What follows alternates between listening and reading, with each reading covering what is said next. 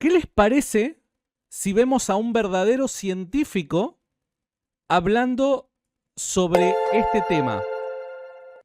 Vamos a verlo. My name is Gerald Schroeder. I have a, thank God, a strong science background from MIT, Massachusetts Institute of Technology. Ok, para. Gerald acá dice, tiene una formación sólida científica del ¿cómo es? MIT, ¿no? Instituto Tecnológico de Massachusetts. Bachelor's, master's, PhD. Bachiller, maestría, doctorado. Trabajé 7 años en el departamento de física. Ok. Seen a whole range of atomic bombs detonated, moved to Israel, met my wife, Barbara Sofer, a great writer, and then teach Torah and science. So luckily. Ok, bien. Entonces el currículum del doctor Gerald no es el currículum de Santiago, que se dedica a responderle a preguntas incómodas en YouTube, ¿se entiende? No es Santiago, evidentemente. Este tipo sabe. Vamos a ver cuál es su opinión al respecto del tema de la ciencia, Dios y demás. I'm lucky that I have the two that come together.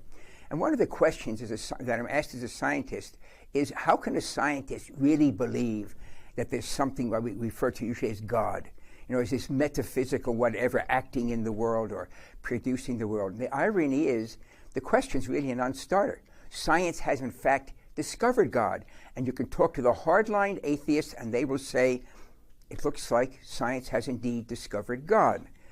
And how would that be? Well, if you take the trouble of going to the web and there type in WMAP, the initials for a satellite, it's a diagram that shows the development of the universe from the creation over time. It's a timeline. Every word on that diagram comes from the NASA site. It is the condensed knowledge of the scientific community of how the universe created and how it got to where we are today. Each of the lines, the vertical lines, is another billion years. Okay, you start from a burst of energy at the extreme left side of the diagram, and you end up at the far end with the oval. The oval is to indicate expansion in all directions. Of course, because it's a timeline, we can't show that on a single piece of paper. We see here, most amazingly, that on the extreme left edge, it shows a beginning to the universe. Now go back less than 50 years. If I were teaching that at Tech, a person could lose tenure saying that there was a creation of the universe. It sounds like it's Bible. Because less than 50 years ago, the overwhelming scientific opinion was the universe is eternal. There was never a beginning. The Bible is wrong from the very first sentence. And then we discovered, suddenly, Arno Penzias and Robert Wilson, the Bell Labs in New Jersey, the northeast of the US, discovered the echo of the Big Bang, the energy left over, which George Gamow, 60 years ago, predicted that if there had been a universe created hot and small, it would have exploded, and the energy would get more and more dilute. And Penzias and Wilson, these Arno Penzias and Robert Wilson, discover this energy that had been predicted overnight. The Bible got it right. There was a beginning to the universe. Now, the black in the diagram is nothing. It's not a vacuum. Vacuums are within that diagram, within that cone of expansion. Vacuums are empty space, and space is something. The black of the paper around the diagram is nothing. It doesn't fit in our human brain because humans think in a box made of time, space, and matter/energy. No human, as clever as they might be, as expansive as they might be, thinks out of that box. So when we say outside that diagram is nothing, we can use the words, but we can't conceive of nothing. It doesn't fit in the human brain. How are we going to have this idea, is there a God or not? Notice that the creation force isn't a 3-letter word, G-O-D. If you look at the words carefully, it's a quantum fluctuations. That understanding was first brought down by Ed Tryon, brilliant human being, in the journal Nature, almost 40 years ago. The universe allows creation of something from nothing, provided you have the laws of nature, the quantum fluctuation. Tryon realized, and he published in the journal Nature, one of the 2 leading peer-reviewed journals in the world, that you can create something from absolute nothing, provided you've got the laws of nature, quantum physics and the laws of relativity. In other words, the laws of nature. So look what science has discovered. We can create the universe from absolute nothing, provided we have the forces of nature. Now, the laws of nature, the forces of nature aren't physical, they act on the physical. So if they create the universe, that means they predate the universe. So now we have a set of forces, we call them the laws of nature, that are not physical, that are able to act on the physical. They create the physical from absolute nothing. And they predate the universe, which means they predate our understanding of time. Put that together, it sounds very familiar.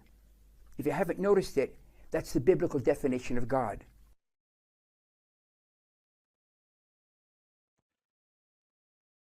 Muchachos, estas características que aparecen acá en la izquierda son la definición de Dios, el Dios bíblico.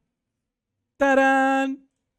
There's only one nuance that's left hanging. We can talk about it another time, perhaps. Is that which created the universe, those forces active in the universe. But up to that point, science says you are correct. The definition of the biblical God is predates time, outside of time.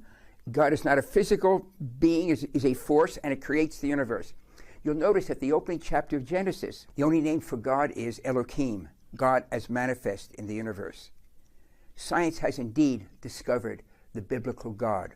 Well, we just need one part left, crucial. That which created the universe is also active in the universe itself.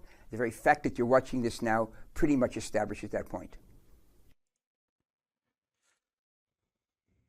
Después de todo, si las leyes de la naturaleza no hubieran creado ese momento en el tiempo, ¿usted estaría aquí viendo esto? Extraordinario, muchachos. Extraordinario, muchachos. Yo no sé qué es lo que piensan ustedes de este video, pero la verdad fue un deleite para mí. Ustedes se preguntarán seguramente quién es Gerald Schorer, ¿no? Perdón por mi forma de escribir, de decir, perdón, su nombre. Oh, vamos a buscar en la Wikipedia. Acá lo tenemos al doctor. Doctor en Física Nuclear y Geociencias por el MIT. O sea, no es un youtuber gordito de Buenos Aires que se encarga de responderle a Dallas Review. ¿Se entiende? Es un crack, muchachos. Es un crack.